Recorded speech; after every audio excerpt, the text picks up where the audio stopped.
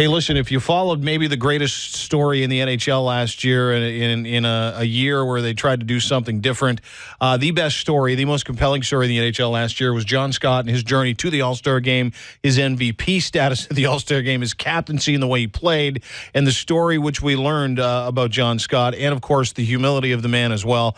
And he wrote a great piece in the Players Tribune. If you haven't read it, we'll share it with you at It's Team Blundell, where he said that's it, he's done, and he joins us now. Please welcome to the program, former NHL All-Star, John Scott. How are you, bud? I'm good. How are you? We're good. Listen, wonderful piece. Beautiful. I was interested, though, do you really go to your kids' school and do pizza day? Yes or no? Yeah, I'll do that tomorrow at 11:15. I'll be there. And are you the biggest dad there? Oh, yeah. No, I'm the biggest dad everywhere, usually. I stick out pretty easily.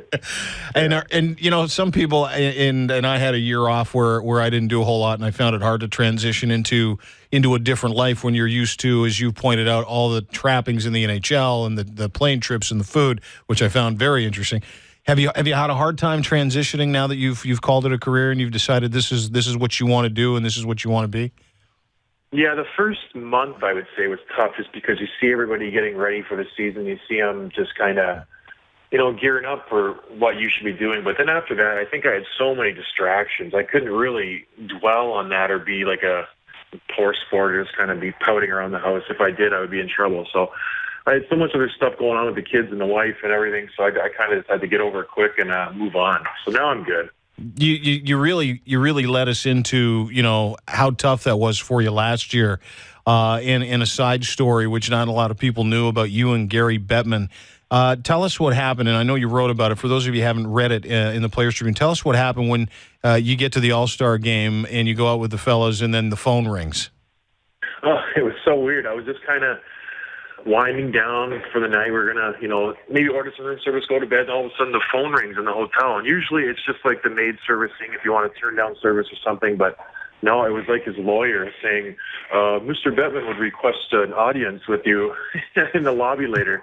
And I was like, what? Like, okay. So I went down to the lobby, met him, and he was just sitting there. He was acting normal and asked me how I was doing and wanted to know if I was okay being a national and said, we're happy to have you here, this and that, blah, blah. And I think he was just trying to make sure I was okay and I wasn't either going to start like a storm or protest something or do anything weird, and just to make sure I was doing okay, I guess. So it was nice. I didn't expect it, but yeah, it was definitely a weird situation. Did you think he was trying to make good? Did you get the sense that he was trying to just make sure that you didn't hate his guts?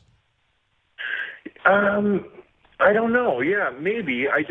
Because I had never really talked to him face-to-face prior to that. So it was one of those things where he just said, hey, listen, let's put all that stuff behind us and kind of move on, and we'll just have a good weekend, and then you'll go back to Newfoundland. He didn't say that, but we'll just have a good weekend, and I'm glad he did it because I was nervous up until that point as how the league was going to kind of deal with me. Mm-hmm. Well, you then get into the story. I mean, it was funny and quirky, but then you get into the reality of mountaintop down to the valleys, so to speak, where you're the MVP of the NHL All-Star Game and the focus of hockey's attention and an international story, and then you find yourself in Newfoundland. Hey. Yeah. Was that professionally the toughest thing for you, was going from one extreme to the other? Oh, yeah. Like going from, it was being demoted and then being demoted to the one city where no one even knows there's a hockey team. So it was, it stunk. I didn't like it. I was there by myself. And Newfoundland during that time of year, it's not nice. Like it was January, February, March, and it was just miserable. Like you couldn't see 5 feet in front of your face most days just because the snow coming off the ocean. And it was a long stretch I played there. But what are you going to do? I'm not going to quit. And a lot of people thought I was just going to kind of pack it in and go home. And I thought about it, but I'm getting paid to play hockey. It could be a lot worse. So I did it. But after that season, I knew I was pretty much done.